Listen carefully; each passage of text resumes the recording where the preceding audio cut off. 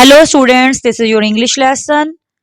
Today we are going to read unit number 9 with the title A Little Princess from Oxford Reading Circle book 7. This is page number 81 from your book. Let's get started. Becky stepped aside respectfully to allow the superior servants to pass out first. She cast a longing glance at the box on the table. Something made of blue satin was peeping between the folds of tissue paper. Satin's smooth, glossy fabric. If you please, Miss Minchin, said Sarah suddenly, may not Becky stay? It was a bold thing to do. Miss Minchin was betrayed. Betrayed, not be loyal to person or country, betrayed into something like a small jump.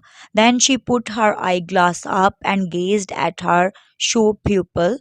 Becky, she exclaimed, my dearest Sarah, I want her because I know she will like to see the presents. Sarah explained, she is a little girl too, you know.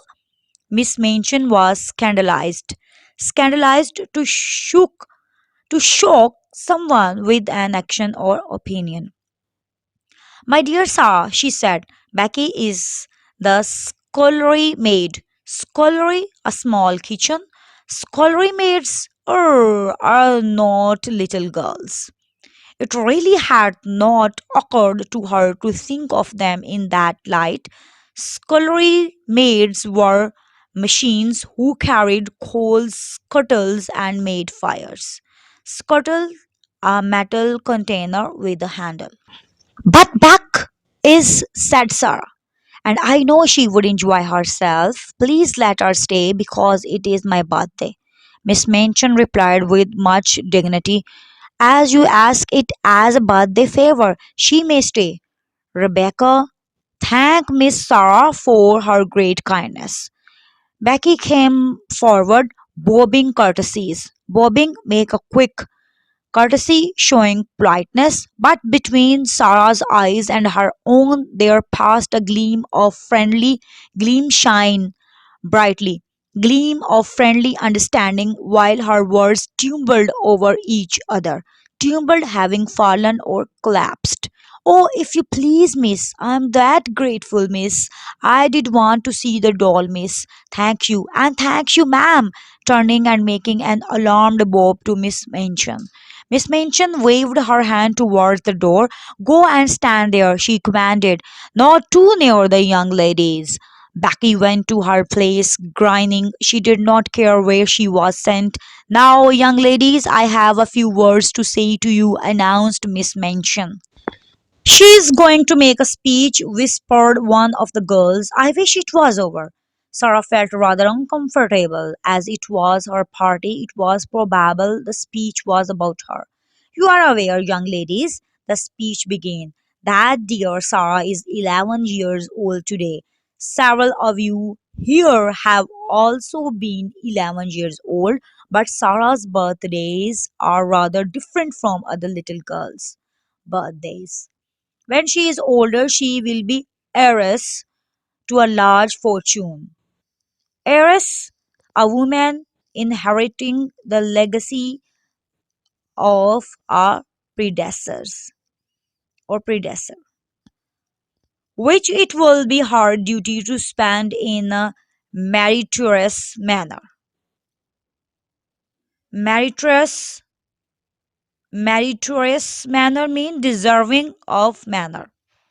The diamond mines, giggled Jessie. Giggled, laughed lightly, Jessie in a whisper.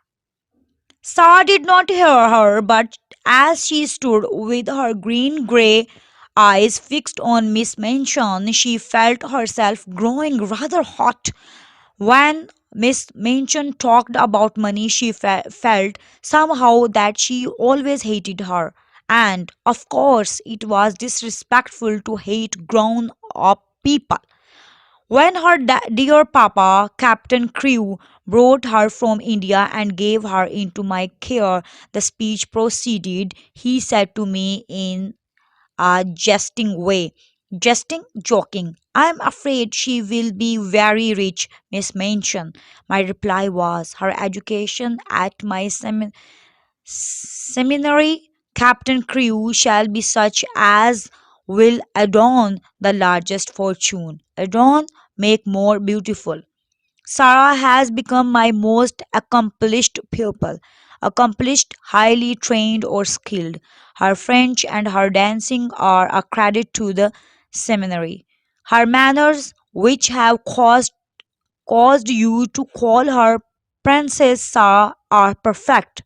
Her amiability, the quality of having a friendly manners, she exhibits by giving you this afternoon's party. I wish you to express your appreciation of her generosity by saying aloud, all together, thank you, Sarah. The entire schoolroom rose to its feet. Thank you, Sarah, it said. Sarah looked rather shy for a moment. She made a courtesy. Courtesy, a woman or girl's formal greeting. Thank you, she said, for coming to my party. Very pretty indeed, Sarah, proved Miss Minchin. That is what a real princess does when people applaud her. Applaud, show praise by clapping. Now we'll leave you to enjoy yourself. Now I will leave you to enjoy yourselves. The instant she had swept out of the room, the girls jumped or tumbled out of their seats. Tumbled, having fallen.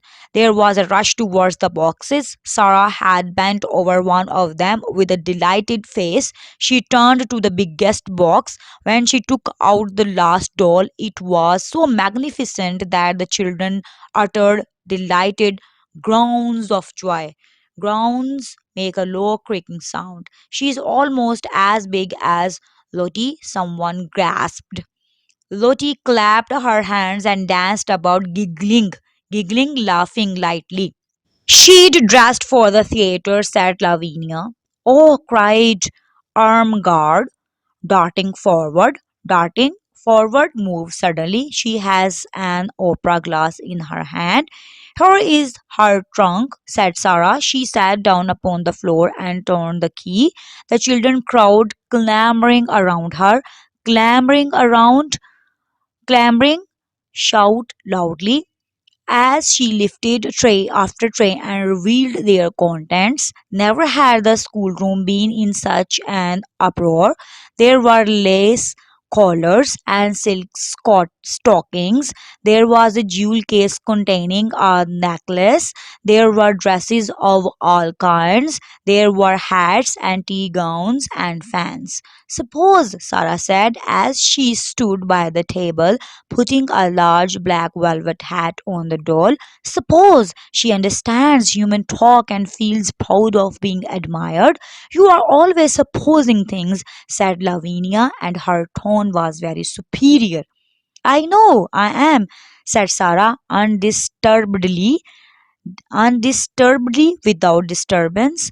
There is nothing so nice as supposing. It's almost like being a fairy. If you suppose anything hard enough, it seems as if it were real. It's all very well to suppose things if you have everything, said Lavinia. Could you suppose and pretend if you were a beggar? Sarah stopped arranging the last doll's ostrich plumes and looked thoughtful. I believe I could, she said. If one was a beggar, one would have to suppose and pretend all the time. Just as she had finished saying this, Miss Amelia came into the room. Sarah, she said, your papa's solicitor. Solicitor, a member of the legal profession, Mr. Burrow, has called to see Miss Minchin, and as she must talk to him alone and the refreshments are laid in her parlor, you had all better come and have your feast now, so they so that my sister can have her interview here in the schoolroom. Many pairs of eyes gleamed. Miss Amelia arranged the procession into order, and then, with Sarah at her side heading it, she led it away. leaving the last doll sitting upon a chair with the glories of her wardrobe scattered about her. Becky, who was not expected to partake of refreshments, had the indiscretion indiscretion lack of good judgment had the indiscretion to linger a moment to look at these beauties. It really was an indiscretion. Go back to your walk, Becky, Miss Amelia had said, but she had stopped to pick up a coat, and while she stood looking at it adoringly, she heard Miss Minchin approaching. And being smitten, suddenly affected by something, smitten with terror at the thought of being accused of talking liberties, she rashly moved rapidly under the table, which hid her by its tablecloth. Miss Minchin came into the room, accompanied by a sharp featured little gentleman who looked rather disturbed. Miss Minchin herself also looked rather disturbed, and she gazed at the dry little gentleman with a puzzled expression. She sat down with a stiff dignity and waved him to a chair. Pray be seated, Mr. Burrow, she said. Mr. Burrow did not sit down at once. His attention seemed attracted by the last doll and the things which surrounded her. He settled his eyeglasses and looked at them in nervous disapproval. £100, Mr. Burrow remarked succinctly succinctly in a brief and clearly expressed manner, all expensive material and made in Paris. He spent money lavishly enough, that young man. Miss Minchin felt offended. This seemed to be a liberty. Even solicitors had no right to take liberties. I beg your pardon, Mr. Bro, she said stiffly in a manner that is not relaxed. I do not understand. Birthday presents, said Mr. Bro to a child 11 years old. Mad extravagance. Extravagance, the practice of spending more money than is necessary, I call it. Miss Minchin drew herself up even more rigidly. Captain Crewe is a man of fortune, she said. The diamond mines alone. Mr. Bro wheeled round upon her. Diamond mines? He broke out. There are none. Never were. Miss Minchin actually got up from her chair. What? She cried. What do you mean? At any rate, answered Mr. Bro quite snappishly, angrily. It would have been better if there never had been any. Any diamond mines? Ejaculated Miss Minchin, catching at the back of a chair. Ejaculated, say something suddenly or quickly, and feeling as if a splendid dream was fading away from her. Diamond mines spell ruin oftener than they spell wealth, said Mr. Barrow. When a man is in the hands of a very dear friend and is not a businessman himself, he had better steer clear of the dear friend's diamond mines or any other kind of mines dear friends want his money to put into. The late Captain Crewe. Here Miss Minchin stopped him with a gasp. The late Captain Crewe, she cried out. The late? You don't come to tell me that Captain Crewe is. He's dead, ma'am, Mr. Burrow answered with jerky brusqueness. Brusqueness, a quick and slightly rude manner of speaking. Died of jungle fever and business troubles combined. The jungle fever might not have killed him if he had not been driven mad by the business troubles. Captain Crewe is dead. Miss Minchin dropped into her chair again. The words he had spoken filled her with alarm. What were his business troubles? She said. Diamond mines, answered Mr. Burrow, and that dear friends and ruin. Ruin? Gasped Miss Minchin. lost every penny. That young man had too much money.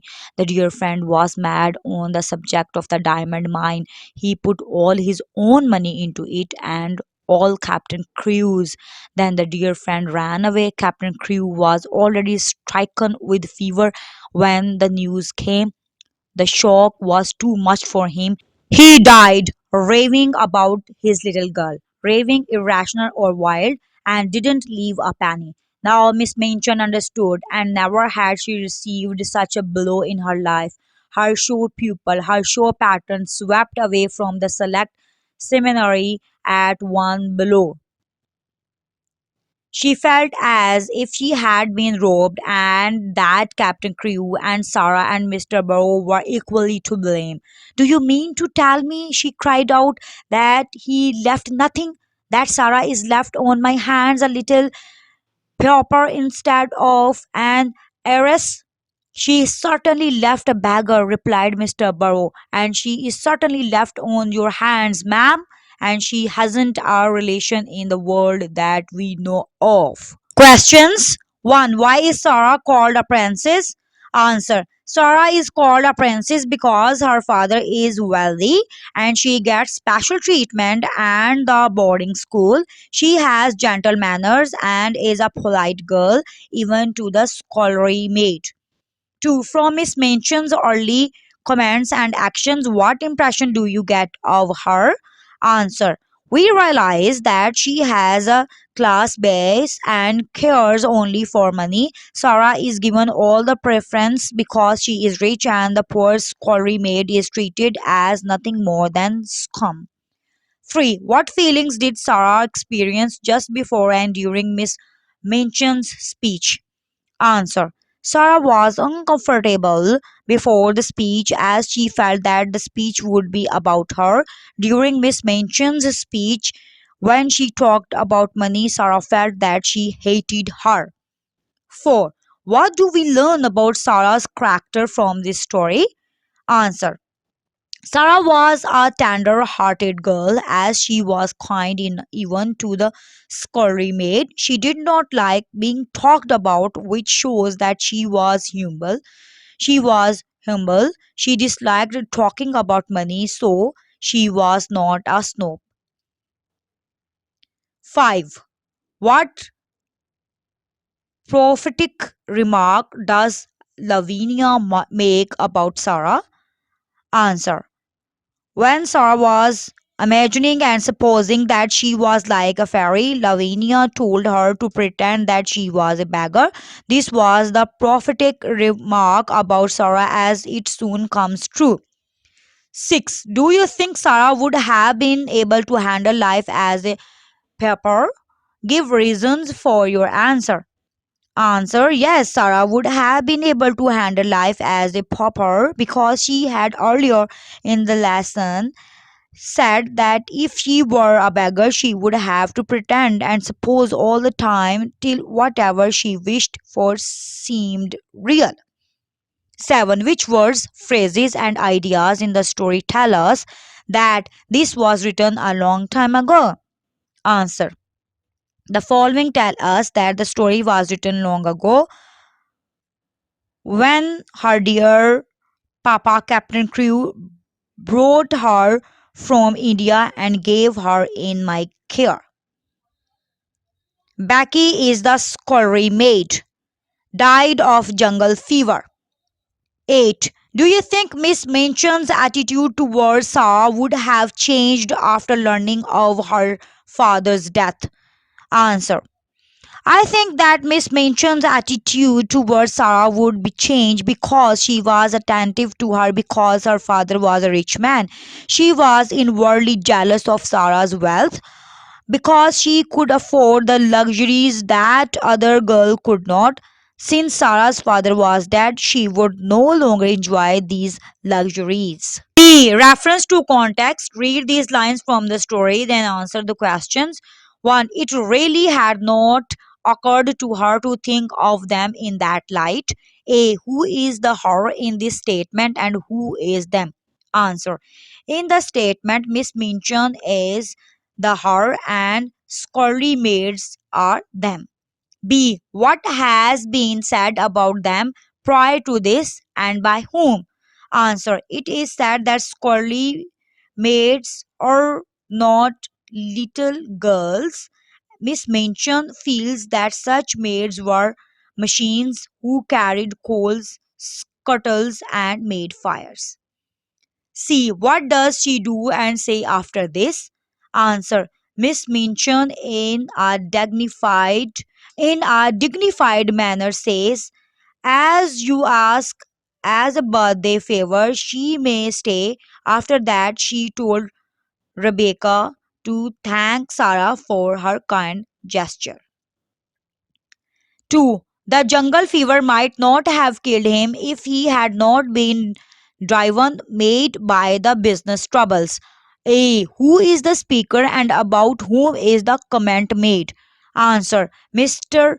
Bro Suliester says these words to Miss Mention. The comment is made with reference to Captain Crew, Sarah's father. B. What are the business troubles referred to in the statement? Answer. Captain Crew was not a businessman himself, but he had put his money in his friend's diamond mines, which in reality did not exist. C. What is the consequence of this for Sarah? Mismention. Sarah is no longer on heir to the so called wealth of her rich father. In fact, she was like a beggar. For Miss Minchin, Sarah is now a burden on her to be taken care of because Sarah has no other relation in the world. See words and meaning. 1. Explain what is meant by the italicized words in the following. A. Miss Minchin was betrayed into something like a small jump. Answer.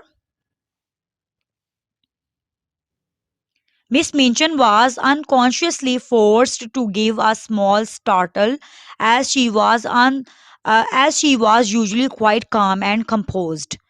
B. It really had not occurred to her to think of them in that light. She had not thought of them like that. According to her, girls were little girls, irrespective of their social standing. C. Becky, who was not expected to partake of refreshments, had the indiscretion to linger a moment to look at these beauties. Becky was foolish enough to have lingered a moment. D. Miss Minchin drew herself up even more rigidly. Miss Minchin gathered and made herself even more stiff. E. Diamond means spell ruin oftener than they spell wealth. Diamond means are the cause of ruin more often than the cause of wealth. F. She heard Miss Minchin approaching and being smitten and terror at the thought of being accused of taking liberties, she rashly darted under the table. She was so terrified at the thought that she would be charged of committing the offense of taking the privilege of admiring the presents that she rapidly dashed under the table. 2. How was it said? Use the following expressions in sentences of your own. A. Remarked succinctly.